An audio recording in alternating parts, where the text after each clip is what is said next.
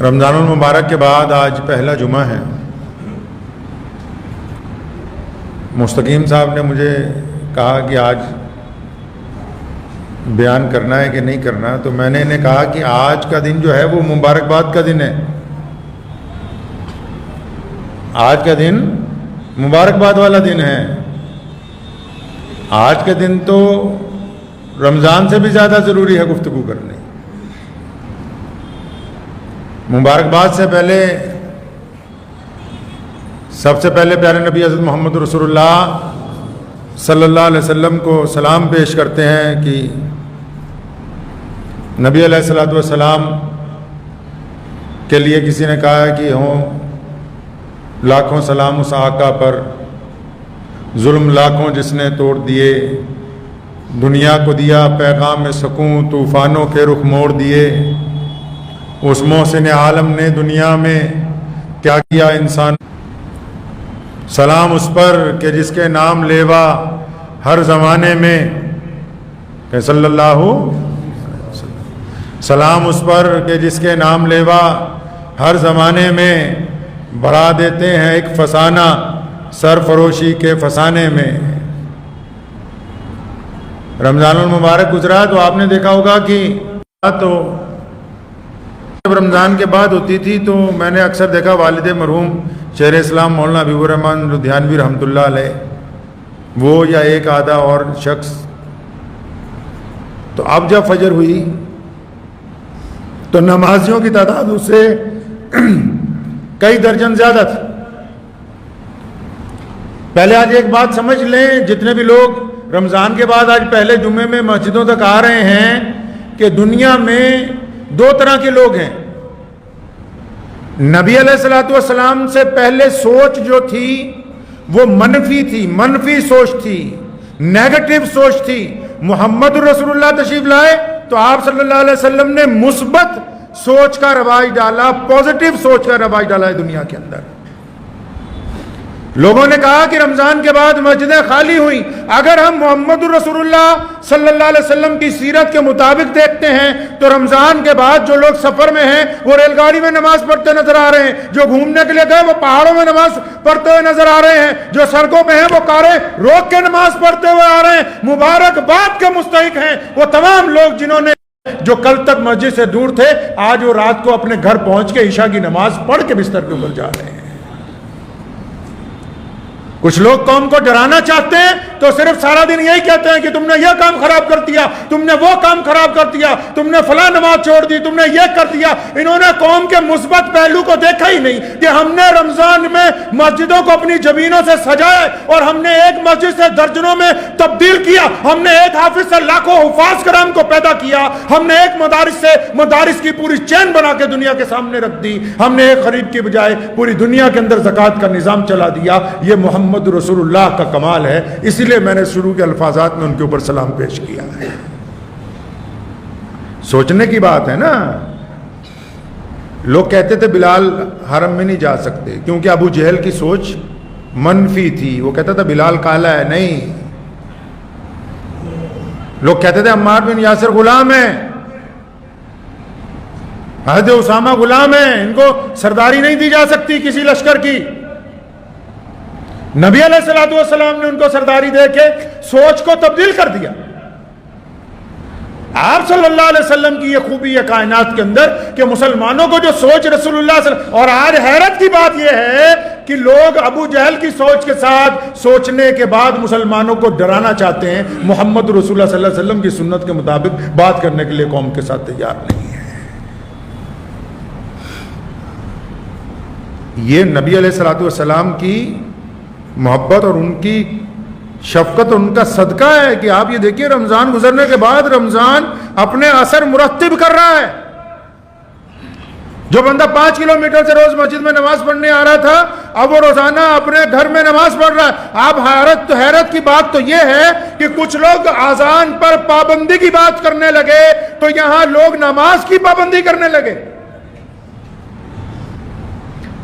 اذان پر پابندی کی بات ہوئی تو انہوں نے نماز کی پابندی شروع کر دی، حجاب پر پابندی کی بات شروع ہوئی تو انہوں نے حجاب کے اوپر پابندی شروع کر دی، مطلب یہ پابند ہو گئے۔ انہوں نے کہا کہ ہم یہ ہونے نہیں دیں گے، انہوں نے ذاتی طور پہ کہا کہ اب ہم 5 وقت نماز پڑھتے ہی رہیں گے، انہوں نے کہا کہ ہم حجاب پہننے نہیں دیں گے، انہوں نے کہا کہ نہیں ہم آج سے اپنا حجاب پہن کے ہی گھر سے نکلیں گے۔ تو اس کا مطلب اسلام کی فطرت میں قدرت نے لچک دی ہے، یہ اتنا ہی ابھرے گا جتنا کی دبا ہوگی۔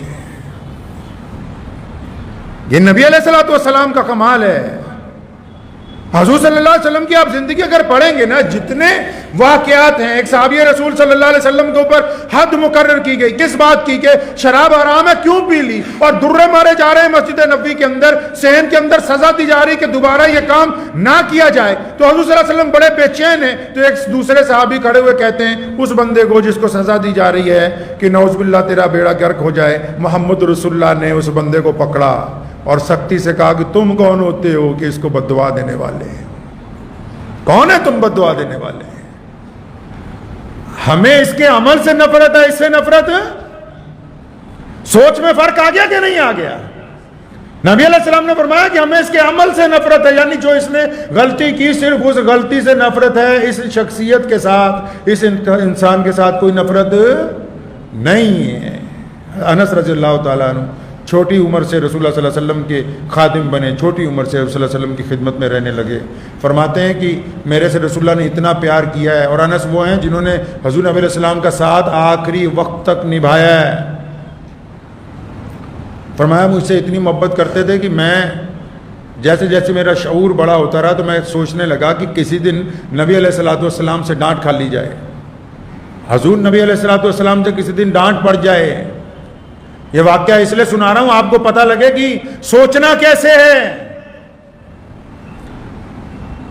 کئی لوگوں کو بہت گلہ ہو جاتا ہے رمضان کے بعد، جو فیس بک کے مولوی ہیں، واٹس ایپ کے جو مفتی ہیں، نئی یونیورسٹی چلی نا فیس بک واٹس ایپ، اس کے بھی الگ سے مفتی مولوی بننے لگے، جن کے چہرے پہ داڑھی کوئی نہیں، سر پہ کوئی دستار نہیں بندھی ہوئی، نماز جو خود کبھی نہ پڑھتے ہو فوراً لکھیں گے اچھا نماز آج کوئی نہیں ملا، خود آئے نہیں ہوں گے کبھی وہ فجر میں، اگر آئے ہوتے تو ان کو پتا ہوتا کہ فجر میں کیا لذت تھی، عید کی نماز کے بعد جو فجر آئی اس کی لذت کیا تھی، اگر وہ آئے ہوتے تو پتا ہوتا نا ان کو ہوا کیا ہے۔ وہ اس لذت کو تو تب محسوس کرتے جب وہ خود آتے، آئے تو خود نہیں۔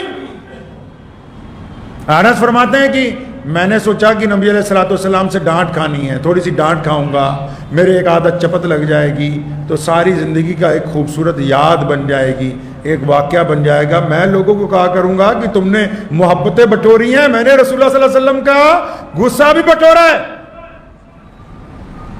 فرماتے ہیں میں بڑی طاق میں رہتا کہ کسی بات پر مجھے ڈانٹ پڑے، لیکن کریم رسول صلی اللہ علیہ وسلم نے کبھی زندگی میں ڈانٹا ہی نہیں۔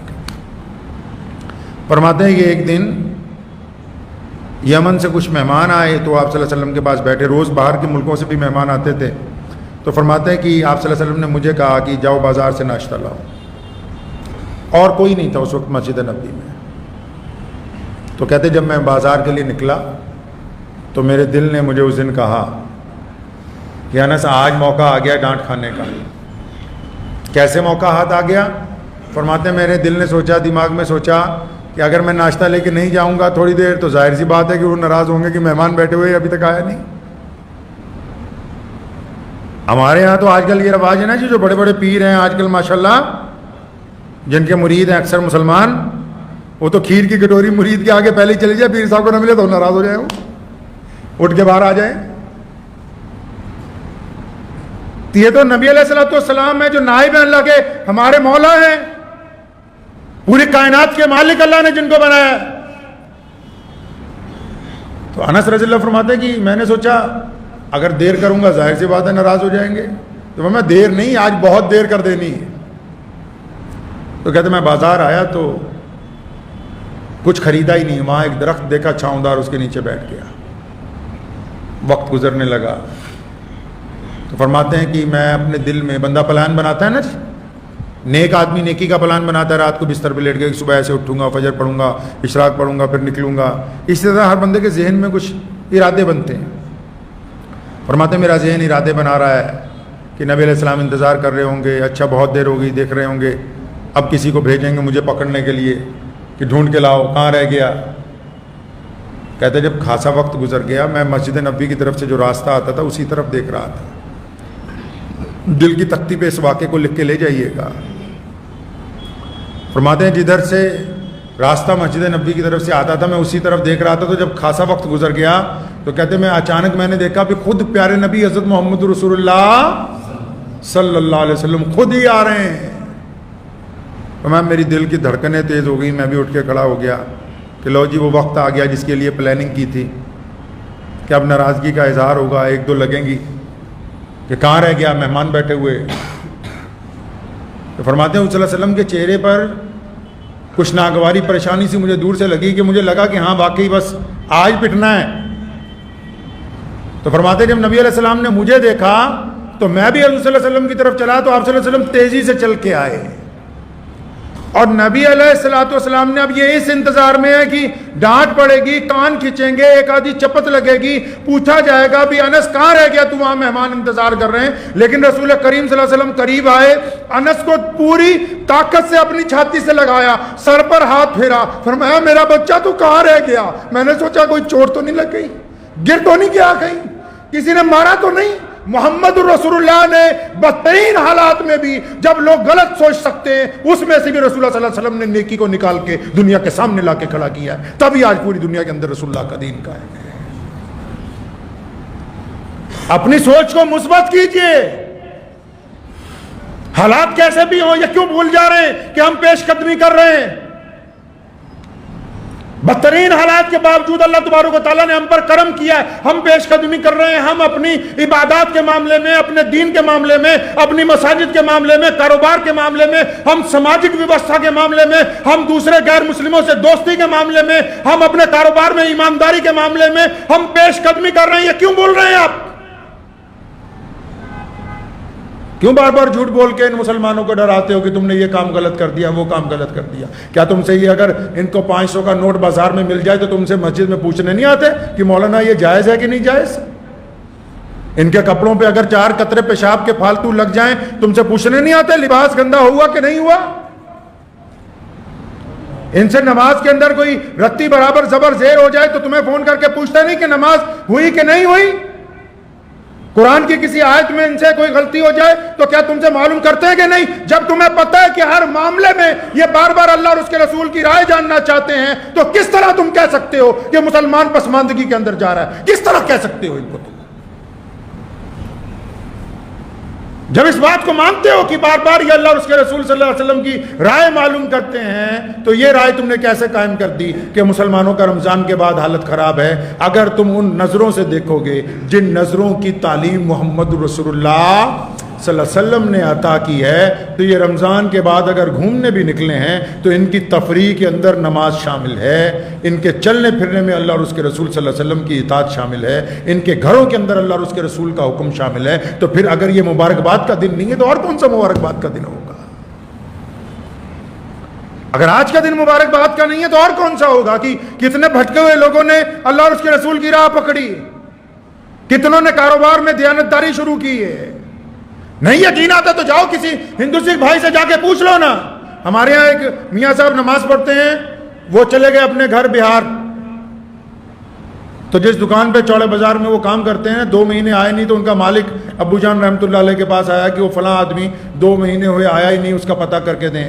تو اس کو فون کیا, اس نے کہا جی میرا تو اب آنے کا ارادہ نہیں ہے. تو وہ اس کو لینے کے لیے یہاں سے سفر کر کے بہار گیا. کیوں گیا بھائی؟